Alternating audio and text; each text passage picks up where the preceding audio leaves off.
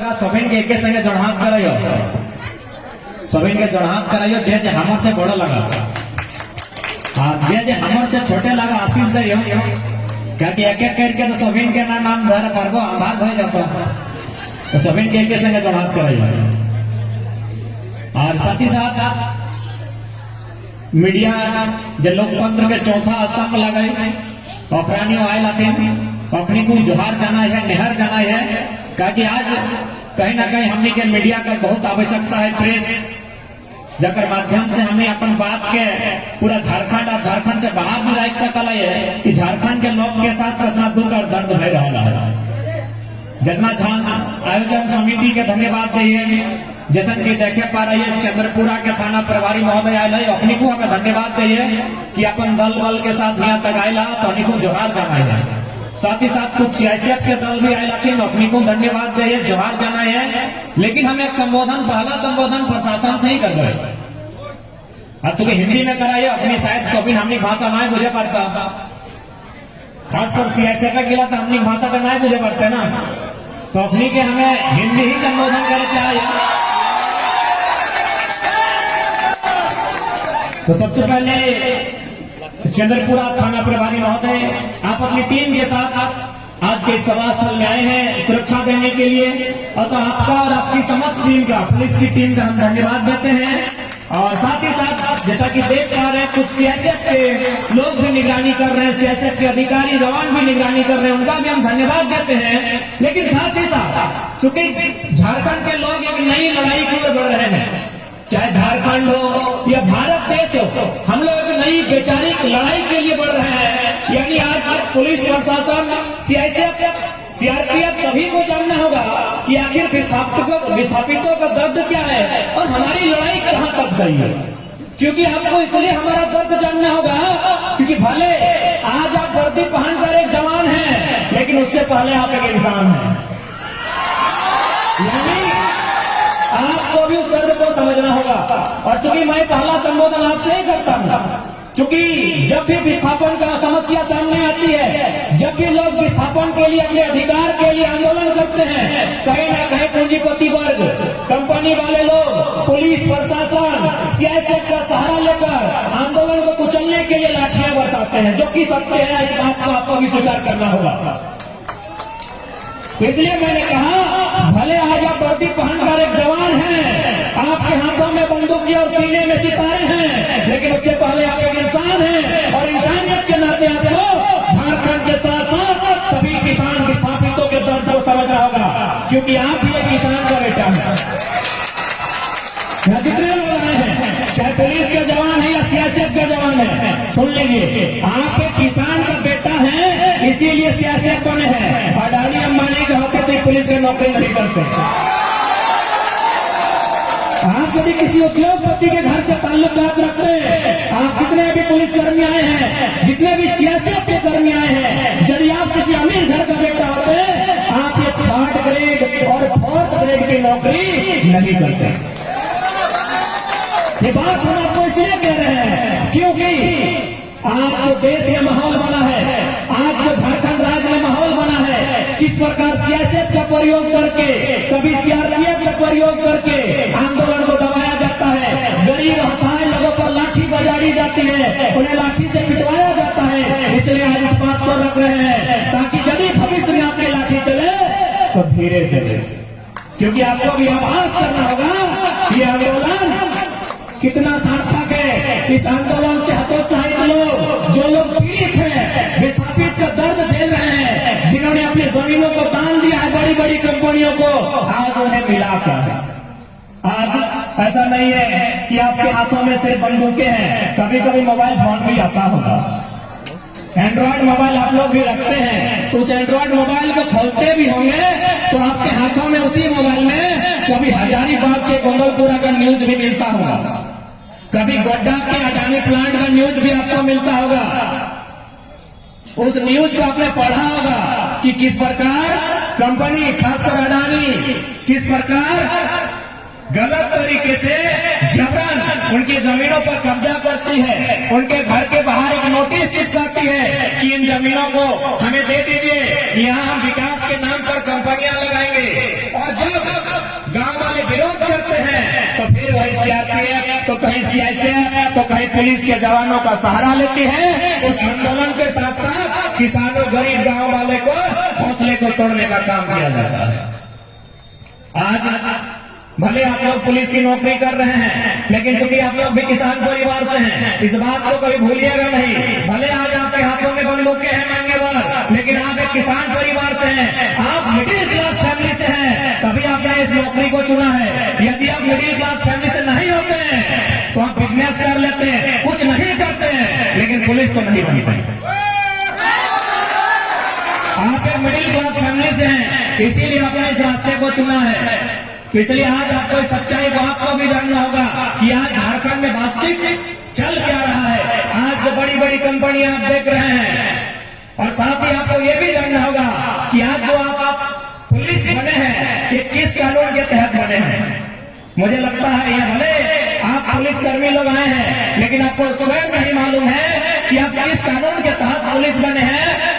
तो मैं आज पहले, क्योंकि मैंने प्रशासन का ही बात किया है, और मैं आपको नकारात्मक नहीं, मैं आपको अपना बड़ा भाई, अपना भाई मानकर बता रहा हूं कि किस प्रकार आपके माध्यम से, आपकी लाठी, आपकी बंदूकों के माध्यम से आप ही के दूसरे भाई को मारा जाता है, पीटा जाता है, चंद मुट्ठी भर अमीरों के लिए।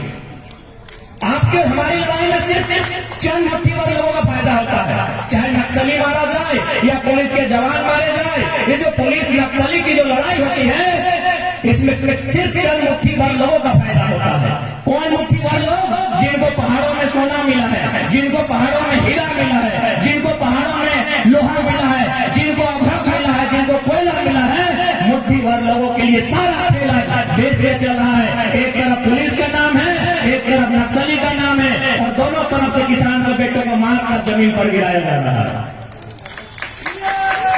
तो मैं बात कर रहा था कि आप किस कानून के तहत, क्योंकि भले मैं मानता हूं आज पुलिस की बहुत जरूरत है, लेकिन सच्चाई को आपको भी जानना होगा, ताकि भविष्य में अगर आपकी लाठी चले तो कम से कम उसमें किसी कंपनी का मोहर न हो, बल्कि उसमें मानवता हो। तो मैं आज सभी लोग जो इस मैदान में उपस्थित हैं, उन्हें बताना चाहूंगा कि police act, Indian police act 1861 का एक कानून है। 1860 में कानून बना था इंडियन पेनल कोड, जो आज हम धाराएं पढ़ते हैं, 107, 307, 302, 353, 153, 420, 421 जो धाराएं हैं, ये 1860 इंडियन पेनल कोड की कानून है। उसके एक साल बाद एक कानून बनता है इंडियन पुलिस एक्ट। अंग्रेज बहुत चालाक थे, अंग्रेज बहुत चालाक थे। अंग्रेजों ने इंडियन पुलिस एक्ट बनाया, इसलिए बनाया पता है, क्योंकि अंग्रेज मात्र 3 लाख थे। जब भारत में अंग्रेज लोग आए थे, अंग्रेज मात्र 3 लाख थे, और भारत के लोग 30 करोड़ थे। यानी हम जब एक एक तमाचा लगाते ना, तो अंग्रेज सब बैगन का भरता बन जाता, इतनी उनकी संख्या थी। लेकिन वे दिमाग से बहुत तेज थे, इसीलिए उन्होंने कहा कि भारत के लोगों के बैकग्राउंड को जानिए, इन्हें कैसे कंट्रोल किया जा सकता है। तो देखा कि भारत के लोग काफी गरीब हैं, इन्हें अगर 2-4 रुपया बढ़ा दिया जाए, इनके हाथों में अगर 2-4 पैसा दे दिया जाए, तो ये अपना भाई को मारपीट शुरू कर देगा। तो अंग्रेजों ने कहा कि ऐसे क्यों थमाया जाए, एक नौकरी का नाम दिया जाए। उस नौकरी का नाम दिया इंडियन पुलिस एक्ट 1861। एक कानून बनता है 1861 में भारत देश में, जिसका नाम होता है इंडियन पुलिस एक्ट। और उस एक्ट के तहत अंग्रेजों ने फरमान जारी किया, अपना जो उनका टीम है, इस नौकरी में सिर्फ और सिर्फ इंडियन को नौकरी देना है। इंडियन पुलिस एक्ट में केवल और केवल इंडिया के लोगों को नौकरी देना है। क्यों? नहीं, ये जो नौकरी होगा इसमें जमादार, हवलदार, चपरासी, पुलिस यही लोग बनेंगे, और इसमें केवल और केवल इंडिया के लोगों को नौकरी देना है। ध्यान रहे, इन्हें आईसीएस नहीं बनने देना है। आईसीएस आप जानते होंगे, जो इम्तिहान को नेताजी सुभाष चंद्र बोस ने पास किया था, इंडियन सिविल सर्विस, जिसे आज हम लोग आईएएस और आईपीएस, आईएफएस, आईआरएस कहते हैं।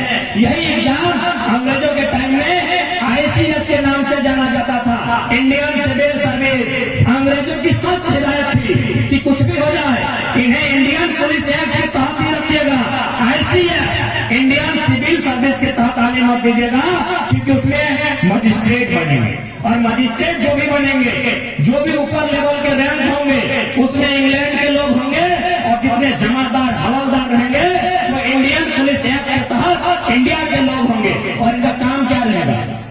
अंग्रेजों ने कहा इनका काम क्या रहेगा, न इनका काम रहेगा जब जब भारत के किसी कोने में कोई भी अंग्रेजों के खिलाफ आंदोलन करेगा, अंग्रेजों की कंपनी ईस्ट इंडिया कंपनी के खिलाफ आंदोलन करेगा, अंग्रेजों को भगाने के लिए आंदोलन करेगा, जब भी इस देश में कोई किसान कोई कामगार इसी इंडियन पुलिस एक्ट के तहत जो लोग हवलदार जमादार चपरासी की नौकरी कर रहे हैं, जो एक गरीब किसान का बेटा है, किसी को 2-4 पेमेंट देके उसी किसान को पिटाना है। ये भारत की सच्चाई है। जितने पुलिसकर्मी है सच्चाई जान लीजिए, बाकी आप ड्यूटी कीजिए, मना नहीं है, ये अभी भारत का हिस्सा है।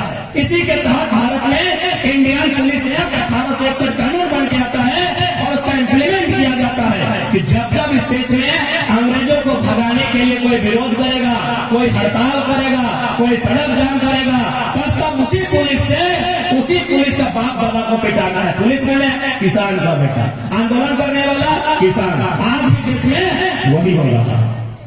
आज भी देश में उसी इंडियन पुलिस एक्ट 1861 के कानून का प्रयोग करते हुए आज भी पुलिस प्रशासन की लाठी, सियासत की लाठी, सियासत की लाठी केवल गरीब गांव किसान बेबस लाचार मजदूर को चल रही है। मुझे कहने में बिल्कुल डर नहीं लगता है, मुझे कहने में बिल्कुल डर नहीं लगता है। जब से भारत में वन कानून बना है, फॉरेस्टर जब से बना है, तब से लकड़ी का चोरी ज्यादा हुआ। जब से इस देश में फॉरेस्टर बना है, तब से लकड़ी का चोरी ज्यादा हुआ है। और जब से इस देश में सीएसएफ बना है, बुरा मत मानिएगा, हम अधिकारियों को कह रहे हैं, जब से इस देश में सीएसएफ बना है, कोयला का चोरी ज्यादा हुआ। हमें इस बात को कहने में कोई गुरेज नहीं है, कोई डर नहीं है, कोई लज्जा नहीं है, कोई शर्म नहीं है, कोई भय नहीं है। जैसा फॉरेस्टर का नाम देके जंगल खाली किया जा रहा है, सीआईएसएफ का नाम देके कोयला चोरी करवाया जा रहा है, और लाठी किसको मिलेगा? गांव के बेबस लाचार गरीब व्यक्ति को। यदि आप वास्तव में ईमानदारी पूर्वक ड्यूटी करते हैं तो सीआईएसएफ के जो उच्च अधिकारी हैं, क्योंकि मैं बार बार कहता हूं जो लोग जीडी की नौकरी कर रहे हो हमारे भाई हैं, क्योंकि मेरे साथ फुटबॉल खेलने वाले मेरा लगभग दर्जनों दोस्त सीआईएसएफ बने, हम जानते हैं। जो लोग जीडी की नौकरी कर रहे हैं, इस ग्राउंड में जितने लोग आए हैं वो गरीब परिवार से हैं। हम सीआईएसएफ के उच्च अधिकारियों से संदेश देना चाहेंगे, यदि वास्तव में आपको अपनी नौकरी का इतना ही गुमान है और आपको लगता है आप देश की सेवा के लिए आए हैं, तो पहला काम अनूप सिंह का ट्रैक्टर भर के दिखाइए। खुली चुनौती है सीआईएसएफ के तमाम आला अधिकारियों को, इस खुले मन से खुली चुनौती है। यदि आप कहते हैं कि आप सरकार का पावर है, यदि आप कहते हैं आपके पुलिस का पावर है, तो जाइए पहले अनूप सिंह के एक भी हाईवा को, एक भी कोयला की गाड़ी को जब्त करके दिखाइए। आपको एक भी गाड़ी को छू के दिखाइए, या फिर हमको एक भी इतिहास दिखाइए कि आपकी लाल लाल आंखें किसी कंपनी के सीएमडी को दिखाया है, आपकी लाल लाल आंखें किसी कंपनी के जनरल मैनेजर को दिखाया है। आपकी बोली और आपकी गोली केवल गरीब लाचार बेबस आदमी सहता है। ये सच्चाई है, ये भारत देश की सच्चाई है। इसीलिए मैंने कहा कि हम पहला संबोधन सीआईएसएफ के लिए करेंगे, पहला संबोधन सीआरपीएफ के लिए करेंगे, पहला संबोधन पुलिस प्रशासन के लिए करेंगे, क्योंकि हम नई लड़ाई कर बढ़ रहे हैं। आपको बताना चाहेंगे, आप ये चिमनी देख रहे हैं, ये चिमनी का धुआं, इससे कैंसर फैलता है, इससे टीबी अस्थमा न जाने दर्जन का बीमारी होता है। मरता कौन है? यहाँ दुगदा चंद्रपुरा का आदमी लोग। क्या बनता है? यहाँ से बिजली बनता है। ये धुआं से बगल में देखिए दामोदर नदी है, वो पूरा इंडिया का सबसे गंदा नदी दामोदर। एक समय याद हो हमारी बांधे का नदी पानी दाइल में रहला ना दाइल, यह नदी पानी हमारी दाइल में रहला, यह बांधे पानी के लिए हमारी दाइल जब कहला।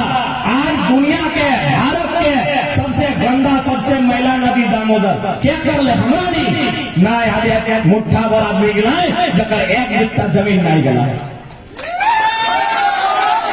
आज कि चिमनी के धुआं से बीमार रहता है हमारा लोग मोरी जाता, आधा उम्र मोरी जाता, चूल पाकल पहले मोरी जाता हमारा लोग। अरे बिजली कहाँ? बांग्लादेश के महारानी किया जा रहा था। बताइए पुलिस प्रशासन और जितने भी उच्च अधिकारी के लोग जो घर बैठे सुन रहे हैं, दुनिया में इतना अन्याय कहाँ हुआ है? दुनिया में इतना अन्याय कहाँ हुआ है कि हमार पानी हमार पसीना हर बिजली जले तो शेख हसीना। जमीन हमारा है। सियासत के दोनों जो आप उद्योग की रक्षा के लिए आए हैं, सेंट्रल इंडस्ट्रियल पुलिस फोर्स और सिक्योरिटी फोर्स, सियासत के जितने भी जवान हैं जो आप उद्योग की रक्षा करने के लिए आए हैं, आप भी जान लीजिए ये जो उद्योग बना है वो जमीनें हमारी हैं, लेकिन यहाँ से जो बिजली बनता है वो बांग्लादेश की मैदान हो जाता है।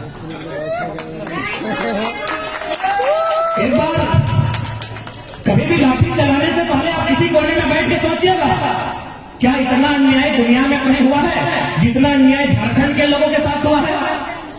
और एक बात कभी ने गौर किया है कि सीआईएसएफ रहे या सीआरपीएफ रहे, उसका अपना जिला में क्रम स्थापना क्यों होता है? यदि कोई सीआईएसएफ बनता है, कोई सीआरपीएफ बनता है, तो देखिएगा उसको अपना क्षेत्र में नहीं रखा जाता है। राजस्थान वाला को झारखंड और झारखंड वाला को छत्तीसगढ़ में रखा जाता है। कभी किसी ने लॉजिकली समझा इस बात को? क्योंकि हम लोग देशभक्ति की भावनाओं में बह जाते हैं। देश मेरा रंगीला, अरे देश काला हो गया है, रंगीला भी नहीं है। किसी ने लॉजिकली समझा कि राजस्थान का लड़का को नौकरी झारखंड में दिया है, झारखंड का लड़का को छत्तीसगढ़ लेके गया है और छत्तीसगढ़ वाला को उड़ीसा लेके गए है ना। वो पुलिसकर्मी जो मैंने आपका फोर्स है, जो बटालियन है, वो हमारी भाषा को नहीं समझेगा। जब वो हमारी भाषा को नहीं समझेगा तो हमारी भावना को नहीं समझेगा। यदि वो हमारी भाषा को नहीं समझेगा, वो हमारी भावना को नहीं समझेगा, और यदि वो हमारी भावना हमारी भाषा को नहीं समझेगा तो हमारी माँ बहन की इज्जत आबरू को भी नहीं समझेगा, उनके सम्मान को भी नहीं समझेगा। तो जो व्यक्ति हमारी भाषा, जो हमारी भावना को नहीं समझेगा, कहीं ना कहीं उसे हमारे ऊपर लाठी चलाने में आसानी होगी। इसका और कोई दूसरा कारण नहीं है। यदि आप लोग नहीं जानते थे कि भाई हम झारखंड से हैं और हमारा पोस्टिंग है मध्य प्रदेश में, और वही काम हम वहां करते हैं, लाठी लेके गांव वाला को पीटते हैं, क्यों? न वहां का गांव का आदमी का भाषा नहीं समझते। आप भाषा नहीं समझते हैं यानी भावना को नहीं समझते हैं। इसीलिए तो आज जितने भी आप लोग पुलिसकर्मी अथवा अर्धसैनिक बल के अथवा सीआरपीएफ के जवान हैं, आप भी इसको लॉजिकली समझिए कि आपकी ड्यूटी अन्य राज्यों में क्यों दी जाती है। इसीलिए कि आप वहां के लोकल की भावना को नहीं समझेंगे। आप लोकल की यदि भावना को नहीं समझेंगे तो जाहिर सी बात है आपके लिए, आपके दिल में उसके लिए कोई मोह नहीं होगा, उसके लिए कोई ममता नहीं होगा, कोई दया नहीं होगा, और लाठी चलाने में आसानी होगी। इससे दूसरा कारण कुछ भी नहीं है, नथिंग। इसके अलावा किसी सीआरपीएफ सीआईएसएफ का किसी दूसरे राज्य में नौकरी करना कोई दूसरा कारण नहीं है। यही एकमात्र कारण है। क्यों? आप देखिए कंपनी, एक बित्ता जमीन नहीं गया है इनका, एक बित्ता जमीन नहीं गया है इनका। न इनके बाप दादाओं ने कभी राज के लिए लड़ा है, न इनका कभी एक बाल उठा है, न इनकी एक नाखून कटी है। हमारा गर्दन कटा है, हमारा गर्दन कटा है। इसी सड़क में चले जाइए, दुग्धा से चंद्रपुर होते हुए बागमारा, कहीं शनिचर महतो, कहीं सूदन महतो, तो कहीं सक्री महतो, हमारा गर्दन कटा है। सूदन, सक्री और शनिचर का घर में बेहाल है, और अनूप सिंह और गौरव सिंह का पत्नी माला माल है। यही झारखंड है, यही झारखंड है जिसका गर्दन कट गया है। जाइए चौक में मिल जाएगा शनिचर महतो, जैसे पार कीजिएगा नदी को, जिसका गर्दन कटा है, जिसकी पत्नी का मांग का सिंदूर उतरा है, जिसका बच्चा जब अनाथ हुआ है, अतीत हुआ है, आप जाके देखिए उन लोग भीख मांग के रोजी रोजगार कर रहा है, बड़ी मुश्किल से रोजगार करता